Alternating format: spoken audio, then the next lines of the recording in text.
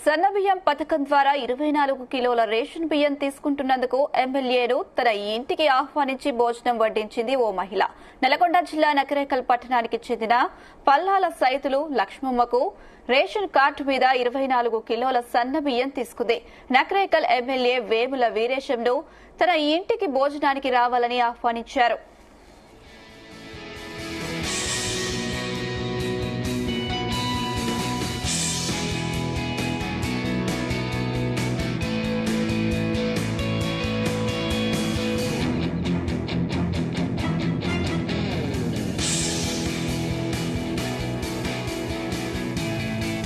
దీంతో ఎమ్మెల్యే మహిళ ఇంటికి వెళ్లి భోజనం చేశారు. ఎమ్మెల్యే తన ఇంటికి భోజనానికి రావడం చాలా సంతోషంగా ఉందని పల్లాల లక్ష్మమ్మ అన్నారు. రేషన్ షాప్ లో సన్న బియ్యం ఇవ్వడం ద్వారా తమకు 1000 రూపాయల వరకు మిగులుతున్నాయని తెలిపారు. పేదవారికి సన్న బియ్యం వరం లాంటిదన్నారు ఎమ్మెల్యే వేముల వీరేశం.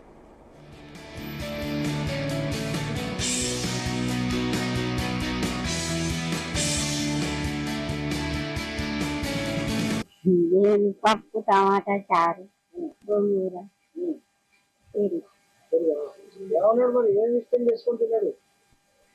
గోంగూర వేసుకుంటున్నాను. మంచిగా ఉన్నాను.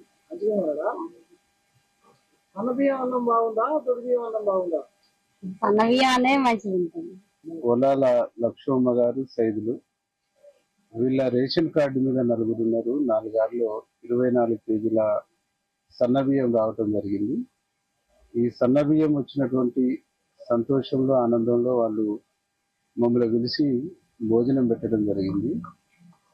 ఈరోజు సన్న బియ్యముతో వాళ్ళు పెట్టిన భోజనం తింటుంటే మా ఇంట్లో ఫంక్షన్లలో తింటుంటే ఎట్లుందో అంత గొప్పగా ఉంది. వీళ్ళకి 100 గజాల స్థలంలో చిన్న ఒక్క రేకులో ఇల్లు ఉంది. ఇట్లాంటి పేదవాళ్లకు ఈ సన్న బియ్యం రావడం ద్వారా నెలకు ఒక 1000 రూపాయల పైచిలకు ఆదా అవుతుంది. ఈ ఆదాయ అయ్యేటువంటి డబ్బులతోని కూరగాయలు మిగతా కొనుక్కోవడానికి అవకాశం ఉంటుంది. కాబట్టి సన్న బియ్యం గౌరవ ముఖ్యమంత్రి రేవంత్ రెడ్డి గారు ప్రవేశపెట్టినటువంటి ఒక గొప్ప స్కీము ఈ పేదవాళ్ళ పట్ల ఒక వరంగా దేశంలోనే ఒక ఆదర్శవంతమైనటువంటి స్కీమ్ గా ఈ స్కీమ్ నిలబడబోతుంది. దేశంలో అనేక రాష్ట్రాలకు తెలంగాణ రాష్ట్రం ఒక దిక్సూచిగా మారబోతుంది అనేటువంటి దానికి ఇది ఒక ఉదాహరణ. వీరికి ఇల్లు లేదు కాబట్టి ఇక్కడ వచ్చేటువంటి సందర్భంలో ఈ వార్డులో మొదటి ఇల్లుగా వీళ్ళకు మేము ఇందిరమ్మ ఇల్లు కూడా ఇస్తామని చెప్పేసి హామీ ఇస్తూ 4 ఆరులు 24 కిలోల బియ్యం వస్తాయి. సన్న బియ్యం ఇచ్చింది.